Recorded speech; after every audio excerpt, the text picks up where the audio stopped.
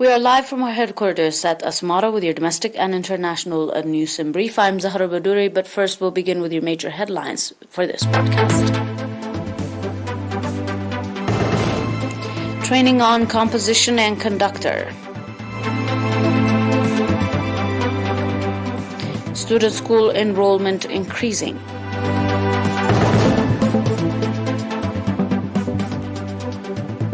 German transport workers stage one of largest strikes in decades.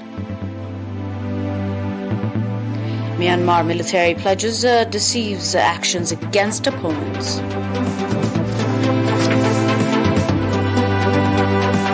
On your reports in brief and on your domestic, Asmara Music School organized 2.5 years training on composition and conductor to 5 members of the National Military Marching Band.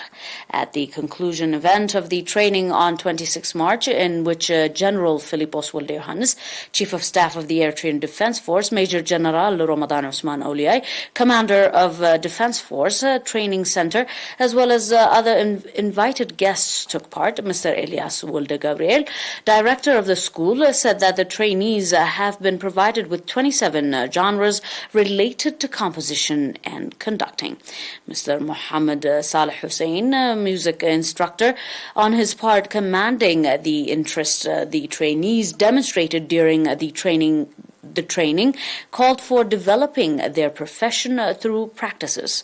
Noting on the importance of military marching band, Mr. Tasfai Siyum, Director General of Technical and Vocational Training, and Lieutenant Colonel Takhle Tasfai, representative of the Ministry of Defense, commended the integrated effort on the part of the Ministry of Education and the Ministry of Defense to develop the overall capacity of the youth.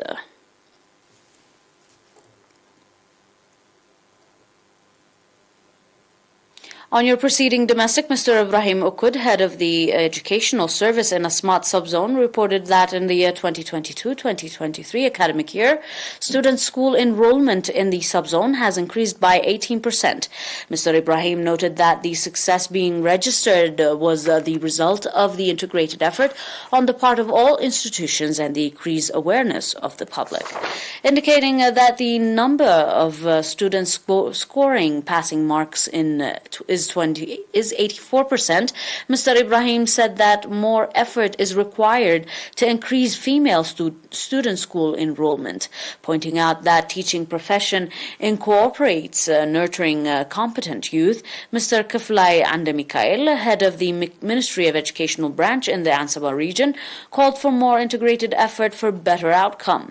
The participants conducted extensive discussion on the issues raised and adopted various recommendations. Ambassador Abdullah Musa, governor of the region, on his part called for reinforced participation of the public with a view to develop school enrollment of students alongside the huge investment is being made to education sectors. In Asmat Subzone, there are 22 educational facilities ranging from kindergarten to secondary school, providing active educational service to 6,700 students, including 2,515 females.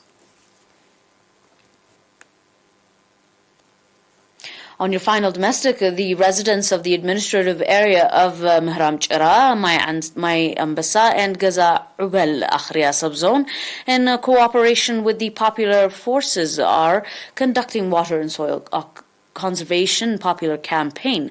According to Mrs. Liab Barakhat Ab, administrator of the subzone, the popular campaign included the construction of terraces and water diversion schemes, watering trees, as well as preparation of holes for planting tree seedlings, indicating that the residents organized in groups have been conducting the popular campaign 8 times in a month.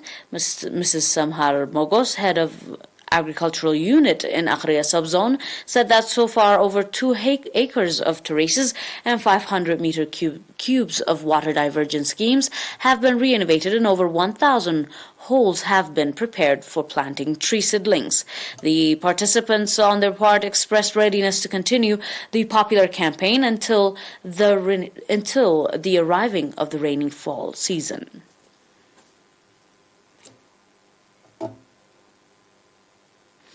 Up next with your global report, do stay tuned for more.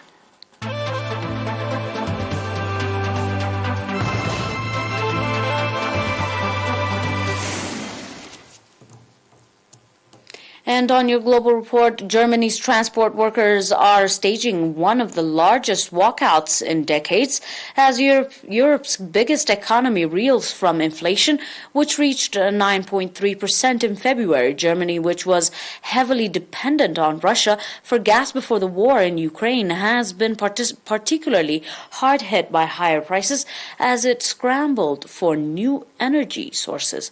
Its inflation rates have exceeded the euro area average in recent months. Airports and buses and train stations across Germany were at a standstill on Monday as 24-hour strikes called by the Verdi trade union and railway and transport union EVG got underway.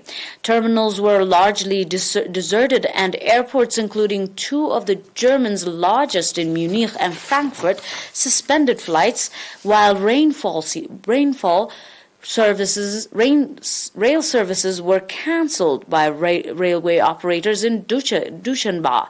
The strikes meant millions of people in Germany had to adapt to a day without regular transport, although a few routes remained open. The Airports Association estimated that 380,000 air passengers were affected. In Frankfurt alone, almost 1,200 flights for 160,000 passengers were cancelled, and stranded travelers slept on benches in Cologne. The lack of city trains prompted a dash for taxis. However, persistent cost pressures have pushed a central bank to a series of interest rates in increasing. Policymakers have said it is too early to talk of price-wage spiral.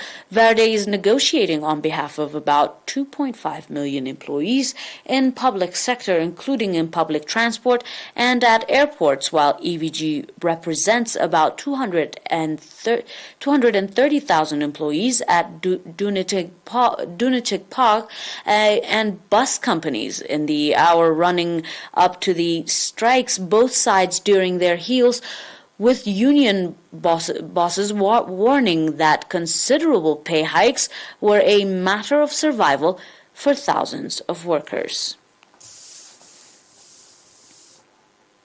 In Myanmar, coup leader Min Aung Hlaing has pledged to deal decisively with terrorists fighting against his rule as the military put on an annual show for Strength for Armed Forces Day.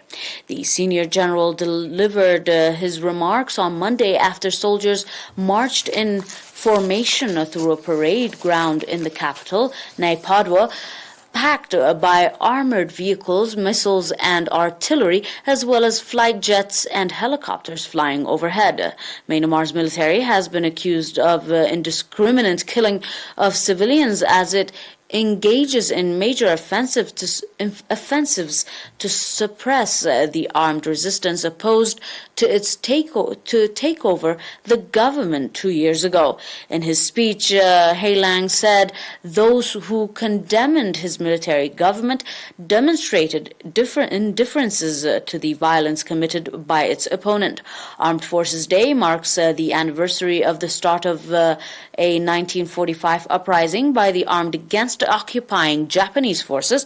The country, then called Burma, attended independence from colonial power Britain in 1948 and has been ruled by a succession of military governments for most of the years since. On February 1, 2021, the military toppled the elected government of Aung San Suu Kyi, prompting peaceful protest that security forces suppressed with bloody violence that escalated since then and has been characterized by United Nations expert and others as a civil war. Oppositions, however, to military rules is led by a self-styled National Unity Government, NUG, of elected legislators who were denied their seats by the army and stakes a claim to being the country's legitimate administration. Dear viewers, that is all for now with your domestic and international news in brief. Until we are back with some more news, stay and enjoy the rest of our programs. But until then, do stay tuned for more of your reports. These are a recap of today's Heads Up. On your domestic, training on composition and conducting in music. Student school enrollment increasing. German transport workers stage one of largest strikes in decades in Germany. And in Myanmar, military pledges deceives action against opponents.